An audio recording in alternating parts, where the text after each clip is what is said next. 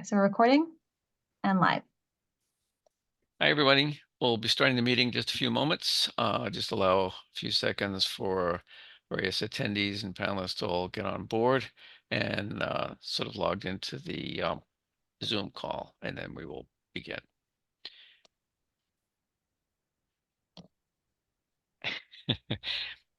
I came close. I ran out of time. I came close to this evening of trying to hook up something so I could play a little something akin to hold music during those little gaps, but didn't get around to it.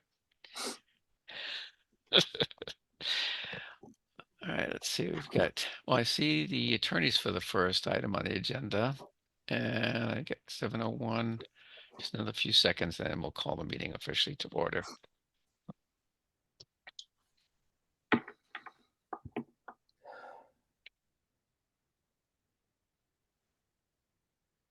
All right, why don't we start? So we will officially call to order the meeting of the Newburyport Historical Commission for the 25th of January, 2023.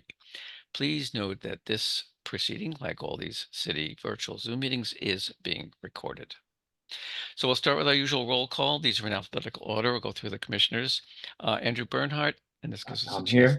Yep, chance to check everyone's audio as well. Biff Baus. I'm here. Great. Chris Sawtell. I'm here. All right. Christopher Fay. I'm here. Okay. Alan Markey. Here. Okay. Ed Neumer. Here. Okay. Joe Morgan. Here. And the chair, Glenn Richards, speaking. So that's great. Mark Sandrone may or may not join a little late. It was nice to see some of you in person at the polls. That was so Alan Markey and Chris Sawtell and Joe Morgan. Nice seeing you guys and your spouses, as the case may be. Okay, so we may or may not have a public hearing, public comment period tonight. So if we do, I'll go through the instructions for that at that time. So if not, we can just get right into the first thing on the agenda, which is a demolition delay application for 42 Moulton Street. Now, due to a family connection, Chris Sawtell, who is one of the commissioners here, is going to recuse himself from discussion and voting on this because, well, like I say, because of his some family history connected with that particular house, which he's very familiar with, and feels it'd be appropriate to recuse himself. So he will not participate in that particular discussion. But thank you for attending, Chris, and thanks for letting us know about that potential conflict.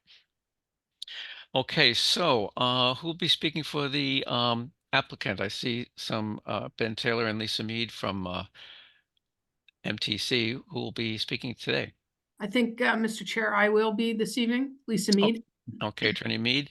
So without further ado, I'll just say this is a we'll start, as you know, I know Attorney Mead is very familiar with these proceedings, but so we'll start with the determination of the historical significance or not. So why don't I let you take the floor, Attorney Mead?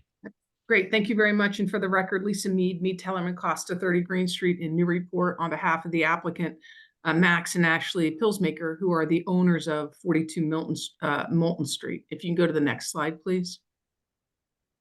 So the home at 42 Moulton Street, according to the assessor's records, was constructed around 1850. The structure does not appear on the 1924 assessor's map, which I'm going to show you in a minute. I will tell you, I've done a little more digging on this, and as some of you may know, that whole area was laid out by James Hartnett in one of the bigger subdivisions in the 40s in the city of Newburyport. And so he had a deed in 1940 and then turned over a deed in 1948. And so the house was constructed in or around 1940. So it's about 84 years old. You know, the assessor doesn't go through all of the deeds like we do, but so I think the house is actually around a 1940 construction, which would be consistent with the bungalow style, I think, of the front of the structure. It's not in the district data sheets, and there is no Form B for it. And as I just said, that the front of the house is the bungalow style portion. The large two-story rear addition was constructed around 2003. Please note that the Pillsmakers more recently purchased the property and were not responsible for the 2003 addition. We won't hold it against them. Next slide, please. So here is the 1924 assessor's map, and you can see that there's no home laid out on this lot yet. There's a circle of where eventually the lot is and the home is, but there is no home in 1924. And again, according to the registry, a building appeared in 1948. Mr. Hartnett had it in 1940. So I suspect as he built through that neighborhood, you're looking at about 1942, 43, something like that. Next slide, please. I think we can all feel pretty confident it is not an 1850 house. Yeah, exactly. So here is the current assessor's map. You can see the home at 42 outlined in the yellow. You can see from the roof diagram here, the front is the more bungalow style, and then the larger addition in the back, which will become readily evident momentarily. Next slide, please. And here you go. So to the front, you have the remainder of the bungalow style, and then you see that layover two-story addition that was constructed in the rear. Next slide, please. And here is a view from the other side, a little bit closer up of the existing structure. Next slide, please. So with that, that's what we have on the home. We don't think, typically I would be here and say, yeah, go ahead and take the historic significance vote because it is what it is. But I think that given the age of the house, but more importantly, what has already occurred to the house, that while it may be historically significant, we would hope the board find that it not be preferably preserved.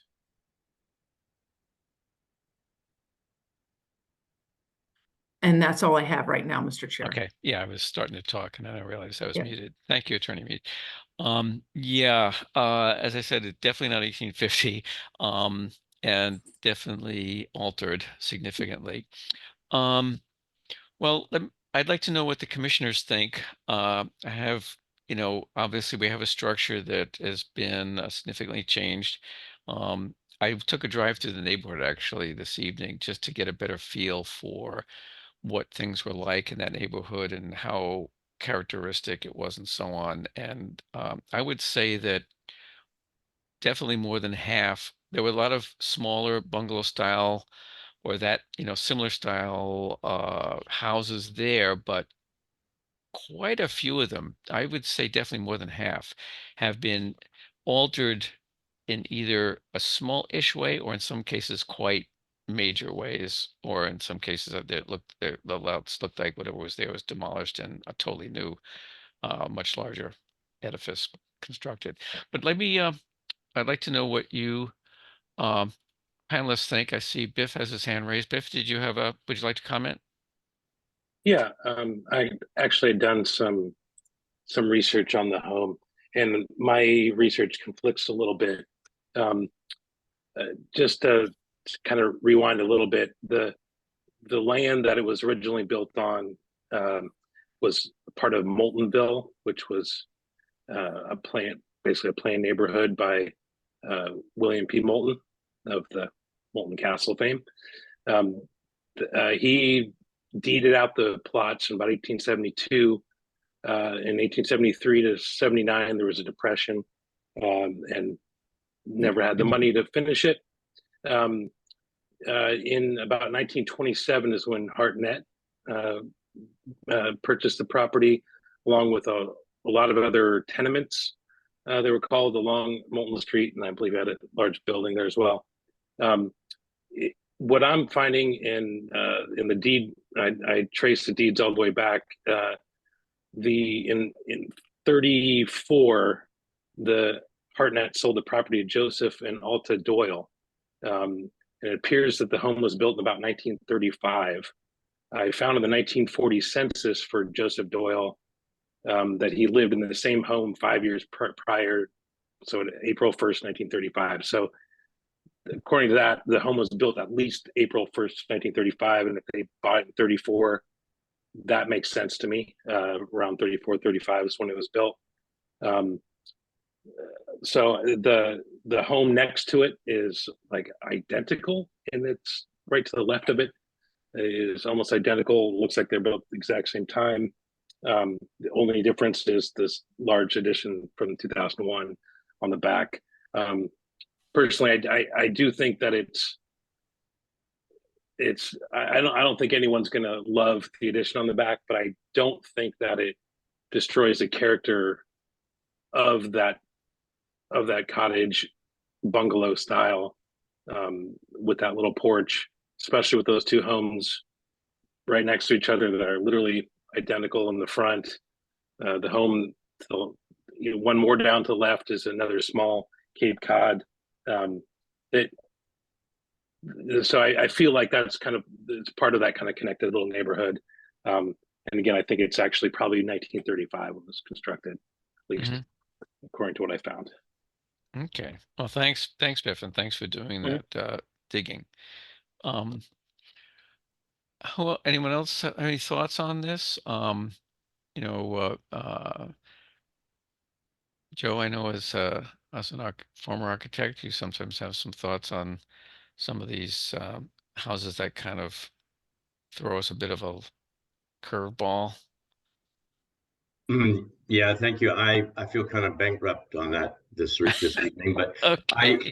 I think if we look at the other houses in the neighborhood, what struck me was not so much this house by itself, it's just the variety of vintages, and some are new, some are more sort of suburban modern, some are very, very small kind of bungalow style, but I don't think are historical in the sense that we normally use that term. Sure, there's some, maybe this is a historical house more or less by definition. I'm not finding a lot of architectural interest there. I think the neighborhood itself, if it had preserved some of that Moultonville sort of workers' housing and industrial character, if it had retained some of those landmarks, then maybe the neighborhood would have had more to offer generally. But I'm just not seeing it. I don't see a lot of the stamp left by the history of the 19th century here. So I can't really go too far with this. Yeah. So. I would agree with that last comment. That I had similar thoughts. I didn't know quite how to express it. That that at one time earlier in its history, this neighborhood was, had a certain character and feel to it that was much, there was a lot more consistency, and it would have had a certain vibe, if you will. But it's, you're absolutely right. I drove through, and you could see, you could see remains in several places of, what was originally there, but so much change and a lot of variety, including some stuff that looked practically brand new. Anyway, anyone else like to comment? I want to get a feel for this, and then we can, take a vote on either. Well, we have this awkward two-stage thing. It's either historically significant or not, and if it is historically significant, whether or not it's considered for preservation or not. So, for example, it could be considered historically significant but not considered for preservation, or we might just decide that it's not historically significant. Or finally, if you all feel that it's worthy of some kind of control over the demolition and what happens to it, then that would fall into the category of historically significant and considered for preservation, which would trigger a, that would mean we would go ahead and review the demo plan and so forth. So, any more thoughts from the board here? I don't. Yeah, Glenn, it's Ed Neumer. Yeah, go ahead, Ed. I don't consider it historically significant in context of the neighborhood. Okay. Thank you, Ed. Someone else I think was going to say something there. Chris. Yep. I'm looking at this, I don't know, maybe more in line with what Biff was saying, but I'm looking at, I have it up on Google Maps. I'm looking at this house, and I don't know what the correct way to put it, but the addition on this house that was put on whenever, that looks like a ski jump. Yeah. I Okay.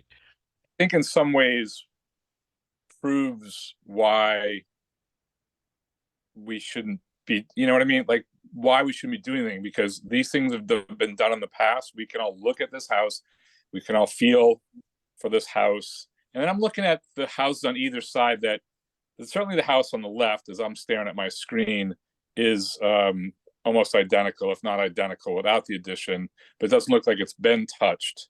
Mhm. And I always get concerned, when is somebody going to say, and I would include this, the house on the right as well, the White House, when is somebody going to say, well, the blue house was redone and redone? And I've said this before, that at some point in the future, maybe 50 years from now, if we say, go ahead and do it, because it's really not, it's not a captain's house, it's not on High Street, who cares? Does somebody on this commission go, what were they thinking? Or when does somebody come before us in a year and say, well, you let them do it on the blue house, how come we can't do it on the White House? This is a 1930s, 1940s. It definitely has a lot of different styles. Definitely houses have been torn down and built up again. These three like sister houses almost, though, seem to be very striking in that they're not part of the larger sort of what we think of as historic Newburyport, you know? And I think in some ways, I'm not an architect, but so it doesn't have architectural features, but it's like punk rock, you know? It's stripped down. It doesn't have there's no synthesizers on it. You know what I mean? There's no fancy.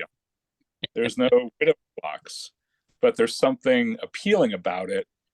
I don't know if I would vote no on it because it has been bastardized.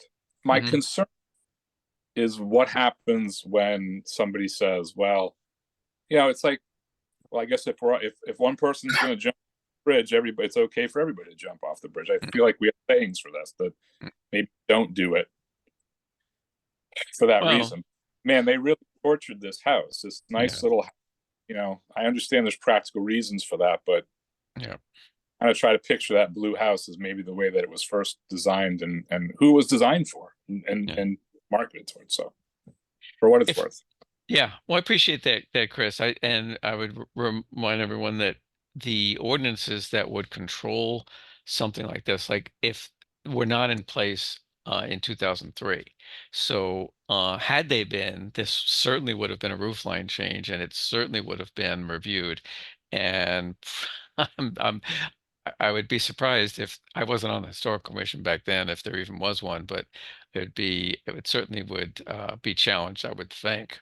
But Mr. Chair, can I just add one Sure. thing? And I certainly appreciate everybody's comments so far, but I would remind the commission that, and I think it knows this, that each decision is not, it's not binding on future decisions. You take each decision, you apply it to the application in front of you. And that it's not to say that somebody's not going to say, hey, well, you did it next door. Right. But every single house is different. And so I just want to remind the board that I certainly appreciate the slippery slope argument that Mr. Fay put forward. But in fact, each application, it does stand on its own. Part of the argument was that the neighborhood has so many different styles. So I think there is a slippery slope. If I'm representing a client, I'm coming forward, and that's one of the arguments I would make. So I'm not saying because of Attorney Mead, but anybody that for the next, whatever number of years. That's all I'm trying. I understand it's done on its merits, but no, it's a tough one. Yeah, I understand. So you're sort of both right in that there's no legal precedent, as Attorney Mead is pointing out, which I'm not an expert, but I think that's correct. But yeah, I hear what you're saying too, Chris, that it would be yet more eclectic variety of not necessarily the best kind in the neighborhood, which is one of the things we've been talking about. I saw another hand there. I think Alan Marquis, you wanted to say something? Actually, Attorney Mead sort of beat me to it, but I feel the same way. I think each home that comes before us, we have to treat them individually. In a neighborhood like this, I think I wouldn't be too concerned with, well, hey, they got to do this thing, so we get to do the same thing, because if it falls in our jurisdiction to make a particular decision to put it under more scrutiny than we Mhm. do. Okay. And if it's something like this where it's already sort of past our purview, I say I don't have an issue with it. And I feel like the board can make decisions per Right. home that comes before us. It Case doesn't by mean- case. Yeah, it's case by case. Doesn't mean Right. we rubber stamp everything. Okay. Because I think the board is very particular about the way they look at each home. So Mhm. therefore it gives us more credibility, frankly. Yeah, I would agree with that. And Biff, did you want to say something as well? I see Yes. your hand is up. Yeah. Yeah, please. I just wanted to kind of go back on this idea of not really, it's not even a slippery slope to me. It's the idea that we would look at this, what I think is obviously historic structure. It was something that other than the thing that was added that would all probably agree, if the historical commission was active then, that wouldn't have been allowed. Mhm. And if we're going to say, no, this isn't historic or not worthy of preservation, then this building is going to be basically changed to the point where it's no longer has any of that character. And I think this again goes to stuff that, like, we look at it and it's like, yeah, it's not this big fabulous house with ornate architecture, but it's an important piece of history. And I think I don't know, I think our job is to save these, and to hear kind of this voice of, well, it's not that big of a deal, it's not that great. It's a little alarming to me that as this board, we're driven to save these homes. And I just think that we need, if we're just going to set this precedent, well, it's not that great of a house, or not that big, or whatever, or it's been added on to, and the neighborhood's different. When does that change? Right. And I think if we look back in 30 years, we'd be ashamed if we didn't say these things are historic and worthy of saving. Yeah, I hear you. Sounds a lot like comments that in the past our Commissioner Fay has made similar comments. Okay, well, so Alan, your hand is still up. Did you still have more to say, or are you just have not put your Nope, hand down? I just didn't put my hand down. Okay. Yep. Any other comments? The only people we haven't heard from, I think, are Andrew Bernhardt. Anything new you'd like to add, or has it all been said so as you're It's concerned? all been said, and I actually changed my mind hearing that. I mean, I believe if we didn't see the backside of the house, we would all say it was historically significant and worth preservation, and that's where I'm leaning right now. Okay, well, let's see how the votes go. Is someone, why don't we, so would someone like to make a motion then? Well, we can separate this out into the three decisions. We can first decide simply is it historically significant or not, or if you're, or we could also have a motion that it's historically significant and considered. Well, let's do it the cleaner way. Let's do it separately. Let's first, Yeah. I think let's do just, is it historically significant? And then we can, vote separately on whether it's considered for preservation. I think that might be easier and better, if you guys don't mind. Is there So moved? Okay, so that Biff? Yes. Okay. And I will second it, Andrew. Okay, Andrew. Okay, so we'll take a vote on, and this is just historical significance. Sorry, let me go. Okay, so Andrew, your vote on that? Yeah, yes. Okay, hang on a second. Let me do one thing here. I'm sorry, guys. What are we voting on? We're right now? voting. We're voting on the simple question: is the structure historically significant or not? Okay, thank you. And that's all. And we're going to go revisit the issue of whether or not it should be considered for preservation. Right, which will be right after this vote. Okay, so we had Andrew voting yes. Biff, your vote? Yes. Okay, Chris Sartell? Oh, that's right. You're recused. I'm sorry. Christopher Fay. Yes. Okay, let me just put a little A there by Mr. Sawtelle. Okay, Mr. Markey. No. Okay, Joe Morgan. Yes. Okay, Ed Neumer. Yes. Okay. I'm going to go along with the majority here, votes yes. Okay, so we've determined that it's historically significant. Now, I don't know if you have your handy dandy flow chart or following this along. Next, we have to decide whether or not it's considered for preservation. So what this means is that so the motion would be that the structure is historically significant. We already know that, and it's considered for preservation, which simply means that we would like to review the demolition plans, etc., and then take a vote on whether that they should, things should proceed or a demolition delay should be imposed and that sort of thing. So unless someone has additional comment on that, we can have that motion now. We can take a vote on that. The motion would be structure is historically significant and considered for preservation. I move that the structure is historically significant and considered for preservation. Very nicely stated, Andrew. That was Andrew, right? Yeah. And is there a second on that? I can second that. This is Biff. That was Biff, right? Okay. All right. So another round of voting here. So Andrew, what's your vote on that? Yes. Okay. Okay, Mr. Baus. Yes. Okay, thank you. Mr. Sawtelle.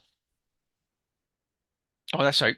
You're abstaining again. Sorry, keep forgetting. I have you my list here of I'm going to do the roll call. Chris Fay. Yes. Okay. Mr. Markey.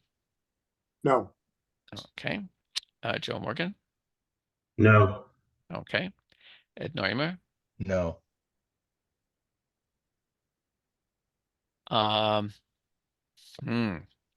Do I see 1, 2, 3? Oh, wow. Looks like I have the deciding vote here. The pressure. Let me think for a minute.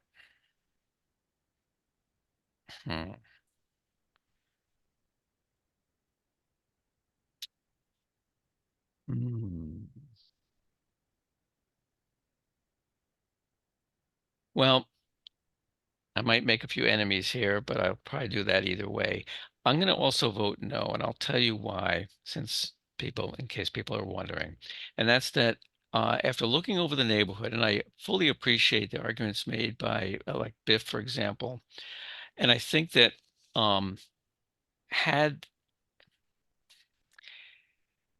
I think we can preserve the existing examples, better examples, I should say, of the homes that were there, like some of the houses on either side of this particular one.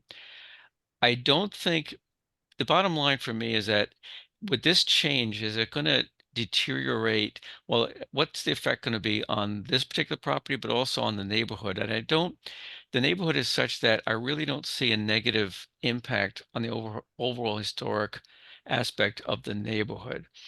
And as far as this particular structure, it's hard to see them making it worse. I know that sounds pretty bad, but given what they plan to do, that's just how I see it personally. So that's the rationale behind my decision on that.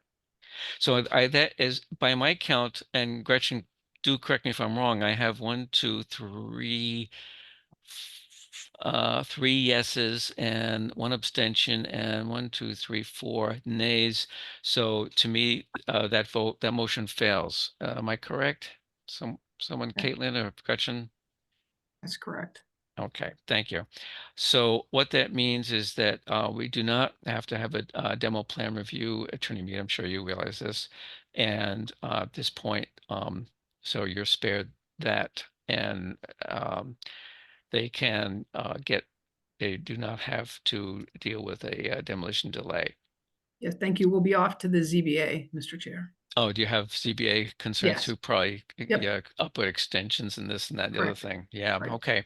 All right, well, good luck. And, you know, uh, well, I have an update from the chair coming up that I'll get to in a minute that will address some of what we've been talking about here. So stay tuned. Okay, thank you, Attorney Mead. Thank you very much. Well, I see the next thing I have in general business actually is my updates from the chair, so I'll just segue right into that. And this particular case, and there's been others like it, and they've been troubling not only for me, but I think for a lot of us. I know my colleague Christopher Fay has wrestled with this. I'm hearing very similar concerns from Biff and others, and that's the impact on the environs of the neighborhood. And I went back, I look over the ordinance, it mentions it. It's not really clear. So I'd like to get kind of a straw vote from you guys, or just your opinions on. I'm thinking of contacting the city council and either having a meeting with maybe the one of their whatever their relevant committee is or something.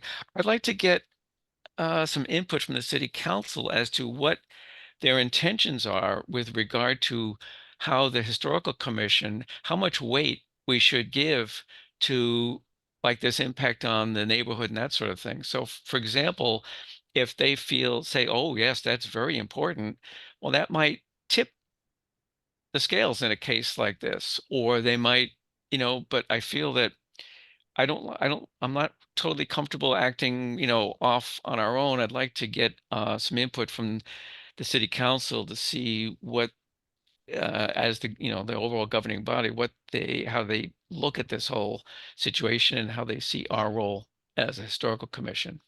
And I see Mr. Port has a hand up. Did you want to contribute to this discussion, Andy?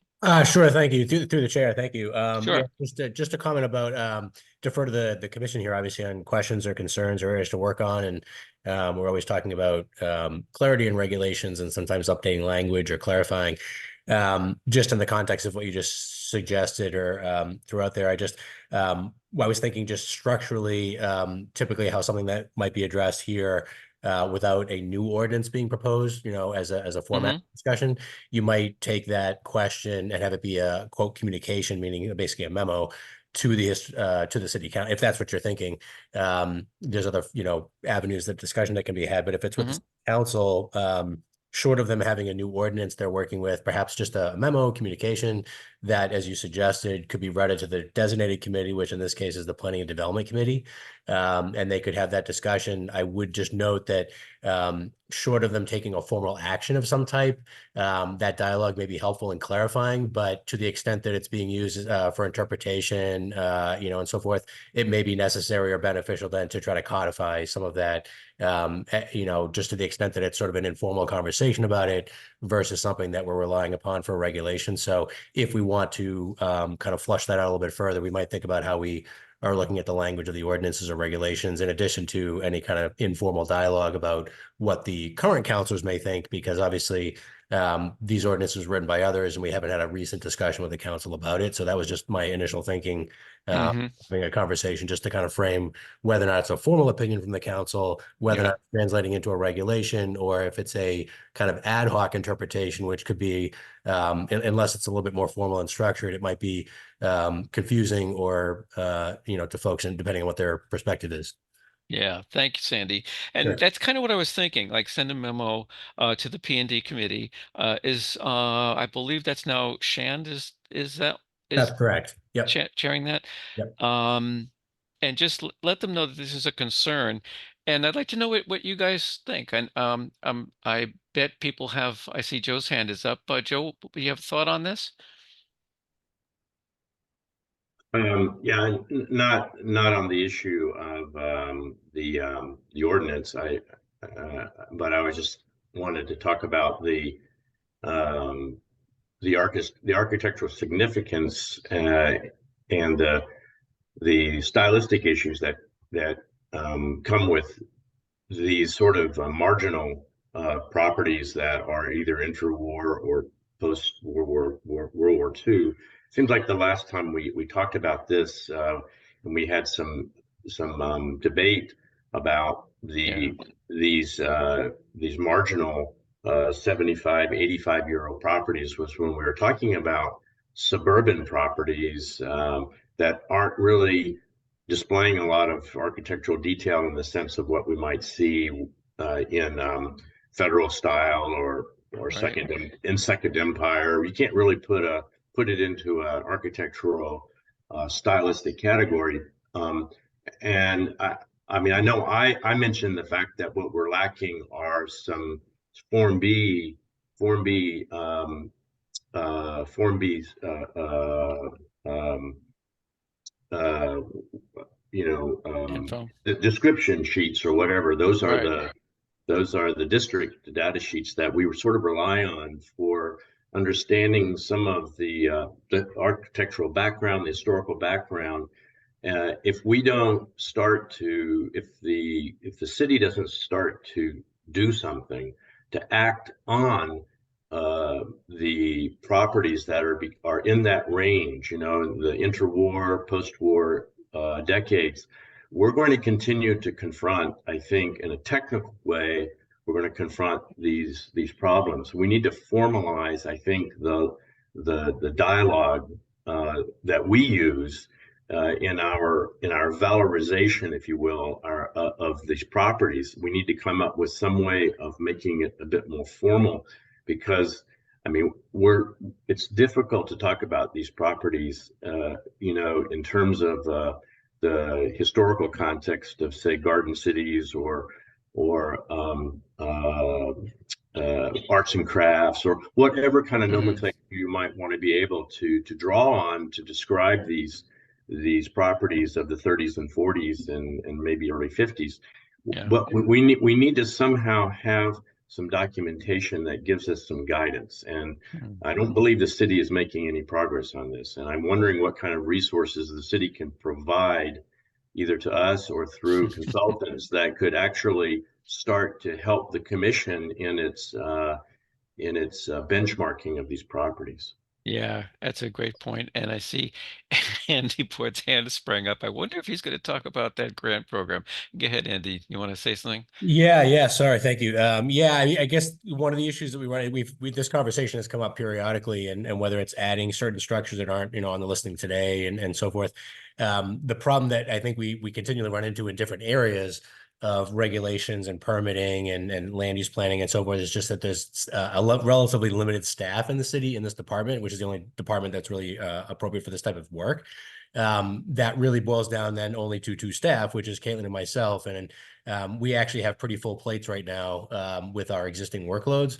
So when we talk about getting outside grants for things like that, my thinking on that is essentially, in a nutshell, is that there are grants that can be used for that, Mass Historical or otherwise, and there are volunteers who may want to devote time to that. But unfortunately, without additional staffing, it's really hard for us to, one, either do that work ourselves, or two, quite frankly, oversee additional consultant services for that, because quite frankly, we already have a number of consultant services we have to oversee. And each of those things take time to administer, to monitor, to do grant reporting on. There's a fair amount of bureaucracy, unfortunately, with each of those. So the idea, unfortunately, of taking on something in this area here, and we're just limited by bandwidth of something we can do. So, and Caitlin, feel free to chime in if you think I'm missing something, but if the inquiry here is the internal resources, I don't think that we have the staffing resources to do that right now, whether it's, doing it in-house or overseeing a consultant, just simply because that itself even takes time. But if there's an effort for volunteers who want to devote time to that, I think that's maybe a path that could help to allocate some time and resources to that sort of thing. Interesting. So even sounds like that, to tail end of what you said there, Andy, that even if we had, we sort of have the authorization for that Mass Historical Commission grant, but just the resources to administer that, to do up the request for bids and all that other stuff that goes along with it is a bit of a stretch. But you know what I'm thinking? Well, first of all, is that correct that Andy, that Yeah, that's fair. And actually, by example, like, for instance, we have a couple of, again, like I said, a couple of consultant services we already have to oversee and deal with, some of them which are statutory obligated for different reasons. But for example, one committee, the resiliency committee, two of the members in particular decided to do a little bit of work to put together largely their work, an application for a state grant, in this case, a resiliency grant. And a pretty, substantial amount they were able to get, but and they, with their grant, in this particular case, they were able to get some funds to hire someone to assist them to oversee the consultants, which is a little bit, typically that's the municipality is expected to have folks who are assigning, keeping oversight of the consultants. But here they were able to get additional funds to have somebody be a quote project manager, essentially because there is no, additional staffing to cover that, like I said. So they were able to get a grant, and they were able to incorporate within there, since they weren't offering it themselves as oversight, include within that budget some scope for a consultant. But the reality I would give you, just from a practical perspective on the ground, is that even if in their scenario, hiring someone to be a project manager or a consultant for the project to oversee it, even in that scenario, we as city officials still own the final product and deliverables. So to some extent, there's still some time that has to be given to making sure things are in the right format, doing the procurement and the contracts, overseeing the deliverables that are coming back and forth, making sure that they're done right, that they're routed to the right parties, and so forth. And that does require some shepherding. If everything was done perfectly by everybody and efficiently, that would not be as much of a concern.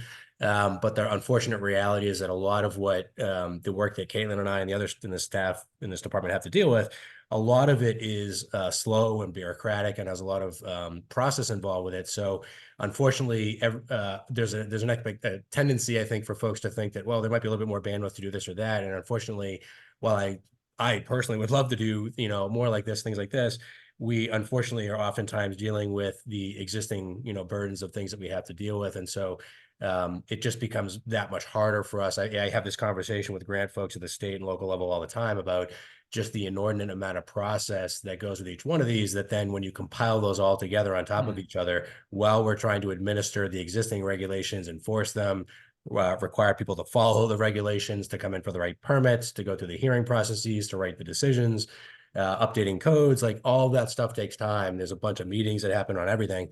So again, just as a context, just keep in mind that, at this point, if we're going to go after more grants, and it's one of the discussions we have to decide when we go after grants, is do we actually have the bandwidth to oversee and administer that? And I can't quite frankly say that we have that right now, because we have limited bandwidth and resources. So unless I have one of my staff saying I'm volunteering, I have bandwidth here, I don't see that I or that they do. Unfortunately, I'm just trying to be frank about what we can and cannot do. Yeah. All right. Well, let me get back to my original point then, because as I'm listening to what you're saying, Andy, but even more so, Joe, what you had to say, I'm thinking I could combine some of what you're talking about, Joe, with my original idea of communication with the city council, and that in preparation for that communication, would I have any volunteers willing to form a small subcommittee, 2-3 people, to work with me on kind of fleshing out some of our concerns about, the things you described, Joe, like these I know there's the post-war housing, there's quite a bit of that, and some kind of between the wars. I'm not sure if there's a name for that period of time or not. But yeah, what those ones you refer to as marginal, try to kind of codify what our concerns are, and maybe even probably what would be great is if we could sort of make a proposal as to what we think as a historical commission and so forth, what would be an appropriate position, and then we can bring that to the council, I'm sure, or their committee, because I'm sure it'd be much easier for them to deal with something concrete like that than just sort of an open discussion. Would anyone be willing to kind of sit down with me informally, over coffee over, and hash out some of these issues, and I can, try to, get it written up and all that? Sure, I'll help. You'll volunteer, Joe? That'd be Yep. great, because your architectural background would be extremely helpful on this. Anybody else? I volunteered. My name's Chris Sawtell here. Okay, Mr. Sawtell. Thanks, Chris. I would do it as well, Glenn, Chris Fay. Okay. Right. So we got Chris S. and Chris Fay. Okay, that's probably enough right there. I don't want to get too many. Actually, we have to be careful about having enough people to be considered a public meeting.